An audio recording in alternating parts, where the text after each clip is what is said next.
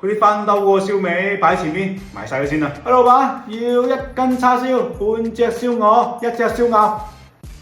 今日我哋店鋪賣定咗1隻燒鵝、2隻燒鴨、3斤叉燒，但係我哋店鋪係堅決唔賣隔夜燒味㗎，所以呢啲嘢冚唪唥都係抌晒佢，因為我哋保持初心，所以希望大家多多支持我哋店鋪啊！都抌晒，好嘥喎，不如俾我拎翻屋企食啦。黐膠花嘅呢啲燒味，聽日繼續賣㗎，頭先拍嘢梗係咁講㗎啦。拍嘢都攞去賣啊？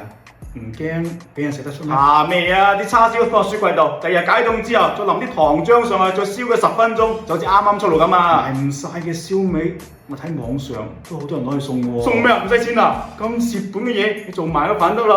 嗰啲燒鵝、燒鴨放喺雪櫃度，第日解凍之後，再淋多啲油上去，再燒佢10分鐘，睇上去好似新鮮出爐咁嘅款啊！再撈埋啲新鮮嘅一齊賣，冇人食得出嘅。之前都聽過，嗰啲賣唔晒燒味嘅店鋪，都會低價賣俾啲快餐店嘅喎，成行都咁做啦！依家有啲仲離譜啊，源頭就開始用冷凍雞鵝鴨統一燒製、統一預製，有啲燒味鋪攞翻嚟直接燒一燒就開始賣㗎啦。我哋隔夜嘅咪算有良心咯。廚房有雙肉解凍咗啦喎，好似係鴨肉，寫住冷藏下保質期20年。